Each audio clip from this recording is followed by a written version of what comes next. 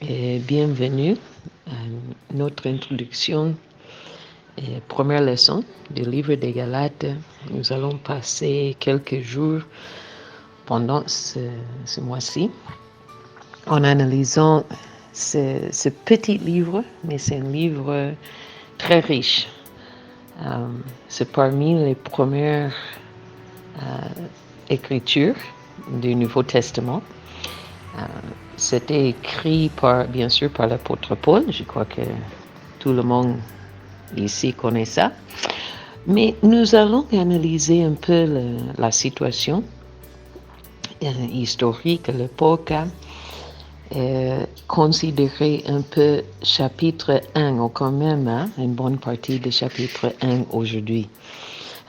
Comme d'habitude, quand j'enseigne sur ces plateformes, nous allons suivre le texte en lieu d'essayer de réorganiser par thème et tout ça. D'ailleurs, c'est un petit livre, il y a un seul thème. Bien que nous allons tirer plusieurs leçons que nous allons voir à la longue de ces 6 chapitres. Bon, ça suffit pour le tralala au début. Le livre des Galates, c'était écrit suite au premier voyage missionnaire de Paul. Et Paul lui-même, dans le chapitre 1 et même un peu dans le chapitre 2, il va nous raconter son propre parcours. Alors, je ne vais pas entrer beaucoup en détail maintenant. On va le voir au fur et à mesure que nous avançons par le livre. Mais il avait déjà commencé son ministère formel. Paul était converti probablement très peu des années après la résurrection de Jésus. Je ne vais pas entrer dans beaucoup de détails ici, mais si on fait les calculs vraiment bibliques, nous voyons que Jésus n'était pas crucifié l'année 33, ça sera impossible, parce que Hérode le Grand est mort 4 ans avant Jésus, bon, selon notre calendrier, parce qu'il y avait une erreur dans les calculs lorsque le moine Grégoire a fait le nouveau calendrier chrétien pour remplacer le calendrier julien au romain. Alors, ne reste pas trop fixé sur les chiffres 0 et tout ça pour calculer les années de Jésus. Tout ça pour dire simplement que Jésus s'était probablement crucifié vers la fin du 3e décennie, du 1er siècle, c'est-à-dire les années 26, 27, peut-être 28 si on pousse les choses loin. Nous voyons qu'il était envers 30 ans. Nous n'avons pas de dates exactes dans les évangiles pour la date de sa naissance ni pour l'âge qu'il avait lors de sa crucifixion.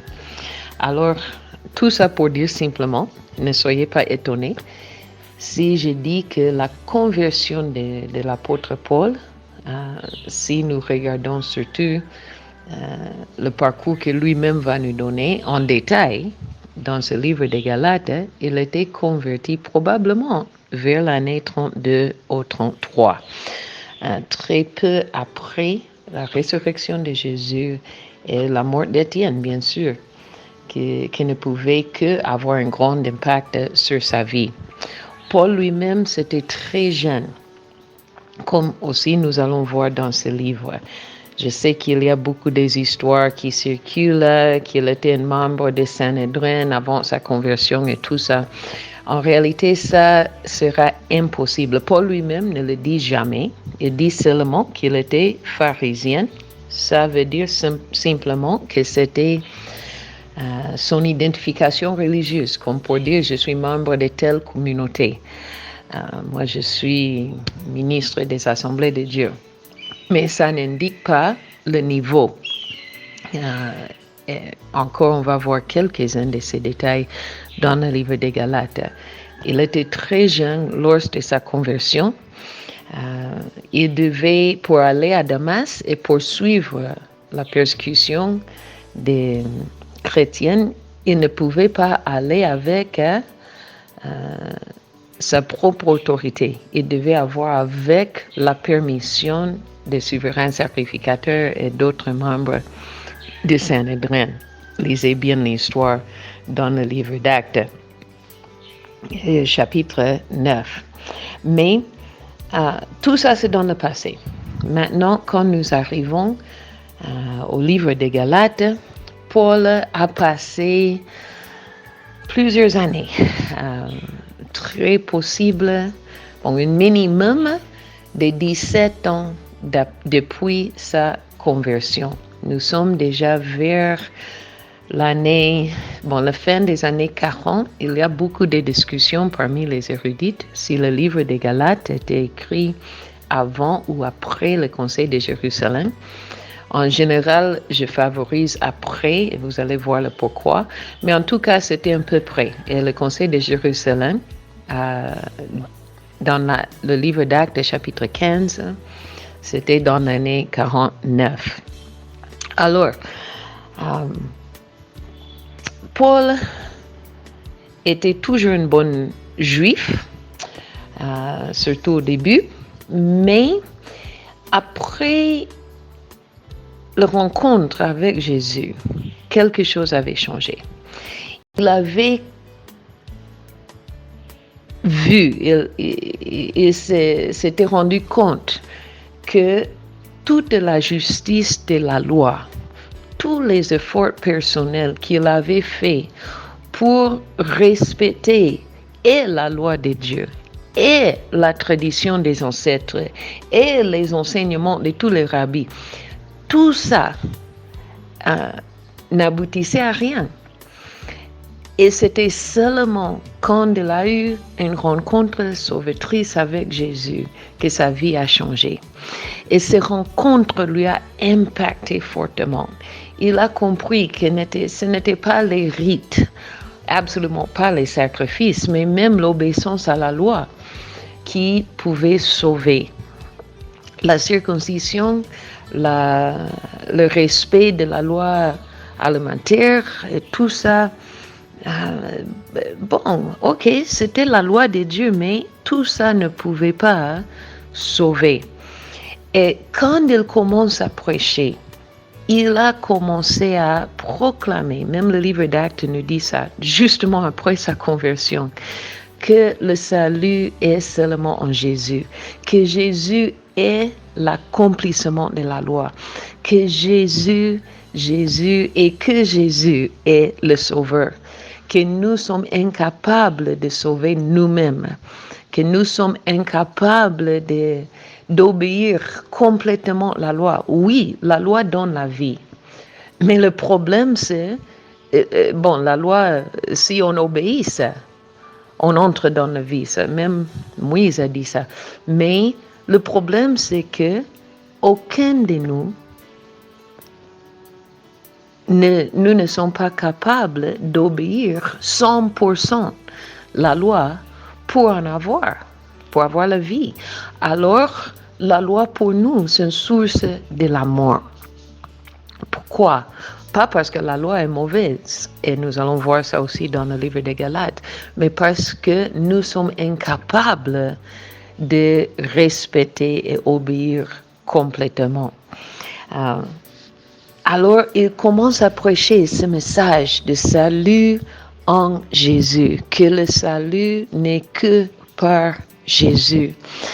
Il a prêché ça pendant son premier voyage missionnaire. Vous pouvez rentrer et lire, et je vous encourage de le faire. Actes chapitre 13 et 14. Il a commencé à prêcher Jésus. Il a prêché principalement dans les synagogues. Et quand nous voyons Paul dans la synagogue, c'est-à-dire que son auditoire, ce sont des juifs ou soit des non-juifs, mais qui sont vraiment intéressés de connaître plus de Dieu d'Israël. Les craintes de Dieu, même les prosélytes. Et le judaïsme, pendant le premier siècle, c'était vraiment, on peut dire, des modes. Il y avait beaucoup de prosélytes au judaïsme. Pourquoi? Parce que les Grecs, les Romains, s'étaient fatigués avec leur religion, qui voyaient ne pouvaient rien faire. Même les Romains, nous voyons ça beaucoup dans les livres écrits par les Romains à cette époque. C'était difficile qu'un Romain éduqué, un Grec éduqué pouvait croire vraiment aux anciens dieux traditionnels. Parce que leurs dieux, c'était des dieux, qui faisaient des bêtises, qui tuaient les gens, qui se tuaient entre eux. S'ils n'ont pas tué parce que les dieux sont immortels, mais faisaient des choses très terribles entre eux. Et les mêmes Grecs et Romains, les païens, ils se sont rendus compte que non, un Dieu ne peut pas être comme ça. Et quand les synagogues ont commencé à apparaître partout dans l'Empire romain, il y avait beaucoup d'intérêt. Et les païens venaient nombreux pour apprendre de ce Dieu unique, ce Dieu qui réclamait être le seul des Juifs. Il n'était pas seulement le Dieu des Juifs, mais disait être le Dieu de tout l'univers. C'est qui ce Dieu-là? Alors, quand Paul a prêché dans les synagogues, il y avait bien sûr des Juifs, mais aussi beaucoup de non-Juifs qui avaient beaucoup d'intérêt d'un niveau à un autre dans la religion du judaïsme. Nous voyons aussi pendant ce premier voyage qu'il y avait et des Juifs et des non-juifs qui ont répondu au message de l'Évangile. Et Paul a établi des églises, des assemblées, dans toutes les villes où il est passé. Il a pris ce qui était dans la synagogue, parce que c'est là où il réalisait la plupart de son ministère. Et il les a organisés. Il connaissait déjà la loi, mais il les a convaincus que Jésus était l'accomplissement de la loi. Maintenant, ils ont commencé à prier Jésus, ils ont commencé à étudier la loi, la parole de Dieu à la lumière de l'Évangile maintenant. Mais après le départ de Paul, après qu'il est rentré à Antioche, qui était son église de base, l'église d'envoi, si vous voulez, lisez Acte 13, vous allez voir cette partie de l'histoire. Mais après qu'il est rentré, il y avait, à l'Ibtag, nous les appelons les en profiteurs.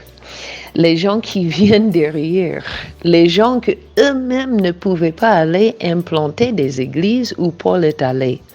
Mais après que Paul a implanté l'église, il y a maintenant ces personnes qui veulent venir derrière lui pour commencer à dire, ce que Paul vous a enseigné, c'est intéressant, Jésus, c'est vraiment très important. Mais si vous voulez être des vrais chrétiens, il faut savoir que Jésus, c'est un juif. Jésus lui-même respectait la loi. Alors, il faut aussi être circoncis, entrer dans l'alliance mosaïque et suivre au pied de la lettre toute la loi de Moïse, qui était la loi de Dieu, bien sûr, mais donnée à travers Moïse. Et il y avait beaucoup des païens, ils n'étaient plus des païens, non, c'était des non-juifs seulement, qui avaient reçu Jésus comme Seigneur et Sauveur. Ils avaient confessé que Jésus est le Seigneur et ils sont vraiment assoiffés. Alors, si c'est ça ce qu'il faut pour être une bonne chrétienne, on va le faire. Et ils ont commencé maintenant à pratiquer les rites judaïques. Quand Paul va écouter de cette situation, il va se fâcher.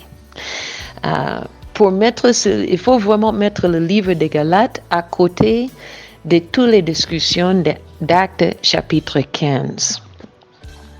Et nous voyons que même lors du retour à Antioche, Paul et Barnabas ont commencé à raconter ce que Dieu a fait. Waouh, on a vu beaucoup de gens qui sont venus à Jésus, et des Juifs, et des païens. Waouh, c'était formidable. Ils sont en train de donner des témoignages. Au lieu de réjouir avec eux, il y avait certaines personnes qui, surtout qui venaient du siège de Jérusalem, qui ont dit non, est-ce que vous avez enseigné nos Juifs d'obéir la loi? Est-ce que vous avez institué aussi la circoncision parmi eux? Parce que les Romains et les Grecs ne circoncidaient pas. Alors, est-ce que vous avez enseigné la loi alimentaire? Est-ce que vous avez expliqué la loi de quoi? Les différents aspects de l'habillement, l'arrangement de la maison, tout ça. Est-ce que vous avez enseigné tout ça? Et Paul a dit non, ce n'était pas nécessaire. Ce qui est nécessaire, c'est de connaître Jésus. C'est la foi en Jésus seul qui sauve. Et la Bible dit dans le livre d'Actes chapitre 15 qu'il y avait une vive discussion. C'est-à-dire, c'était chaud. Entre Paul et Barnabas et ces gens qu'on appelle les judaïsants. Ils étaient des chrétiennes, mais des chrétiennes qui croyaient qu'il fallait aussi obéir la loi cérémoniale pour être vraiment sauvés. Alors, c'est dans ce contexte maintenant que Paul et Barnabas vont même aller à Jérusalem pour plaider leur cause et la cause de tous ces nouveaux convertis, nos Juifs, devant l'église mère à Jérusalem. Et c'est aussi dans ce contexte que Paul va écrire le livre des Galates avec des mots très forts et vraiment très durs. Commençons maintenant avec chapitre 1 des Galates parce qu'il va nous expliquer un peu cette situation à partir du verset 6. Verset 1, nous avons, 1 à 5, nous avons l'introduction, les salutations de courtoisie et tout ça. Et même dans cette petite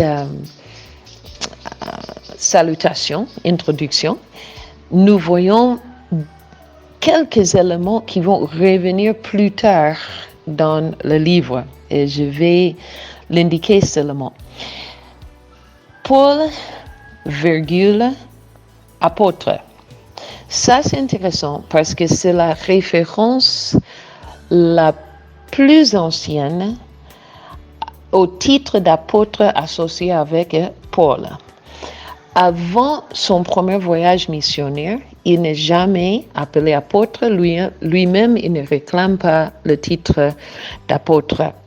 On va parler de ça un peu plus avec le chapitre 2. Un apôtre est un envoyé. Je vais faire une déclaration maintenant. Je sais que ça peut provoquer un peu de discussion, mais on va développer ça plus dans le chapitre 1 et le chapitre 2. Un envoyé de qui? Et cette réponse n'est pas assez facile qu'on peut penser. Parce que Paul était, comme il va expliquer clairement dans le premier chapitre, il était appelé par Dieu. Et c'est ça, il va défendre clairement son appel divin dans le chapitre 1. Mais il était envoyé par une église locale. Et c'était l'église d'Antioche. Voilà pourquoi nous voyons l'appel de Dieu dans la vie de Paul à partir de sa conversion, disons peut-être 32, 33. Mais nous voyons l'envoi, la reconnaissance formelle de son ministère et le titre d'apôtre, si vous voulez, qui va revenir beaucoup plus tard, vers la fin des années 40, parce que son premier voyage missionnaire, c'était probablement à partir de l'année 46 ou 47, jusqu'à la fin des 48 ou même début des 49. C'était la fin des années 40. Alors, tout ce temps, il était qui? L'appel de Dieu, c'était sur sa vie. Mais l'appel de Dieu devait aussi recevoir la reconnaissance de l'Église. Encore, je sais que ça peut susciter beaucoup de discussions. Je vais vous demander d'attendre quand même chapitre 2 et là, on va lancer un peu les discussions à ce sujet. Mais Paul dit qu'il est un apôtre et qu'il est clairement appelé par Dieu. Regarde, Paul, apôtre, non de la part des hommes, ni par un homme, mais par Jésus-Christ et Dieu le Père, qui l'a ressuscité des morts, et tous les frères qui sont avec moi.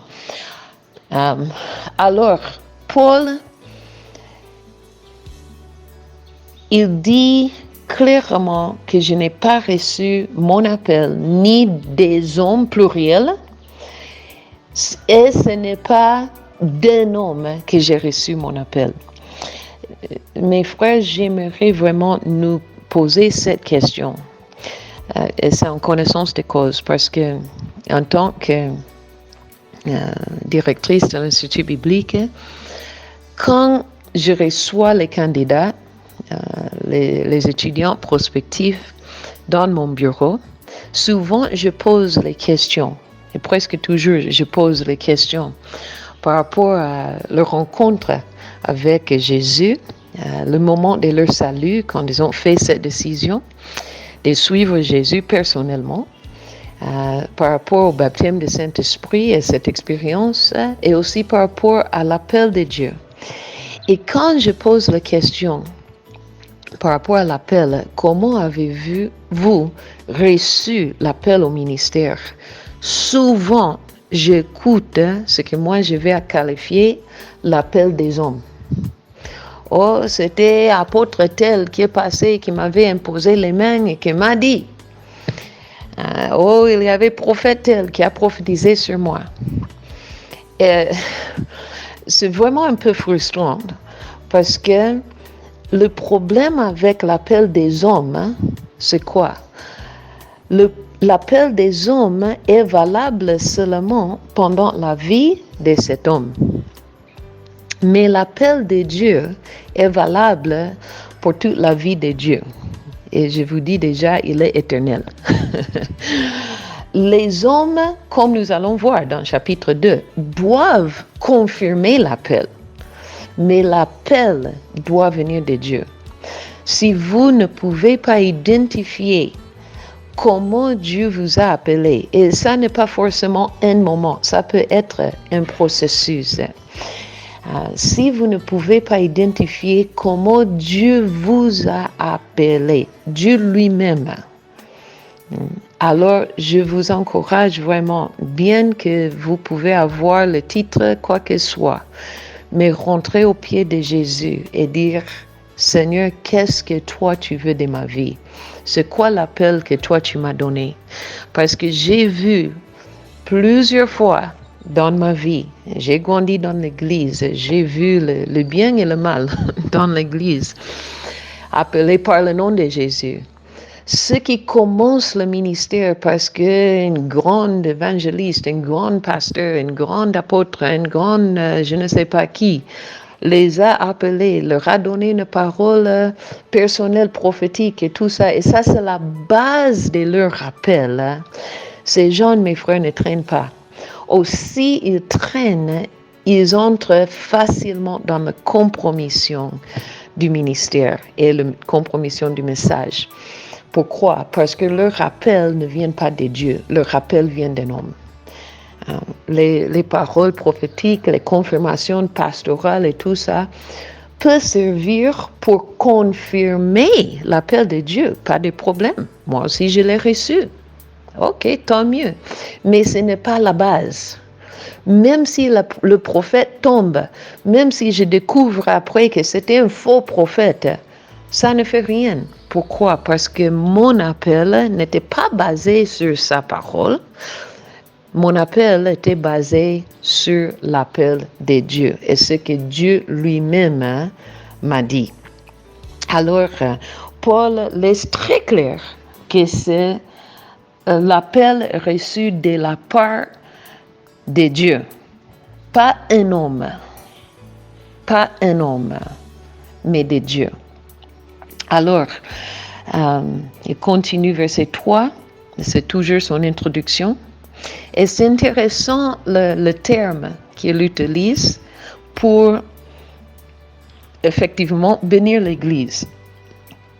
Que la grâce, dès le début, nous voyons que Paul commence à marteler sur cette idée de la grâce. Un terme que nous abusons beaucoup, mais nous allons voir de quoi il s'agit dans ce livre merveilleux de Galates. Que la grâce et la paix, si je peux vous dire, ces deux choses marchent ensemble. Vous ne pouvez pas connaître la vraie paix si vous n'avez pas expérimenté la vraie grâce de Dieu dans votre vie. Alors Paul souhaite toutes les deux que la grâce et la paix vous soient données de la part de Dieu le Père et de notre Seigneur Jésus-Christ, qui s'est donné lui-même. Dans l'introduction, nous commençons aussi avec le rappel de l'œuvre de la croix. Parce que la grâce et la paix n'est pas le résultat de nos efforts. Ce n'est pas le résultat d'une formule d'action de notre part. Mais la grâce et la paix viennent de Dieu et viennent de l'œuvre de la croix réalisée par Jésus. Donnée de la part de Dieu, le Père et de notre Seigneur Jésus-Christ, qui s'est donné lui-même pour nos péchés. La base de notre appartenance, de notre pardon et notre appartenance à Dieu, c'est l'œuvre de la croix. Afin de nous arracher du présent siècle mauvais, selon la volonté de notre Dieu et Père, à qui soit la gloire au siècle des siècles. Amen. Alors, déjà, nous voyons dans verset 4, 3 et 4, nous voyons la formule, si vous voulez, que Paul va présenter aux Galates, que nous ne sommes pas sauvés par nos œuvres. Nous sommes sauvés par Jésus. Et si nous sommes sauvés, si nous avons expérimenté sa grâce, nous allons vivre différemment. On va développer ça à toute la longue de ces enseignements. Que nous ne sommes pas sauvés par nos œuvres, mais quand nous sommes sauvés, nous allons vivre différemment. Il n'est pas mort seulement pour que chaque semaine, je peux faire la confession et recevoir le pardon pour toutes les bêtises que j'ai faites cette semaine. Il est venu pour me payer le prix, bien sûr, pour le pardon de mes péchés, mais aussi pour changer mes habitudes, pour m'arracher du présent siècle mauvais. Le siècle, bien sûr, parle de ce monde et le monde, le système qui est opposé à Dieu. Alors, le sang de Jésus, et seul le sang de Jésus, suffit. Si je peux appeler ça la thèse du livre des Galates. Le sang de Jésus seul suffit pour le pardon de mes péchés et pour la transformation de ma vie et mes habitudes. Rappelez-vous de ces thèses, c'est ça qu'on va commencer à développer avec l'apôtre Paul pendant ces 6 chapitres merveilleux. Que Dieu vous bénisse et lundi, peut-être dimanche la nuit, je vais continuer avec chapitre 1.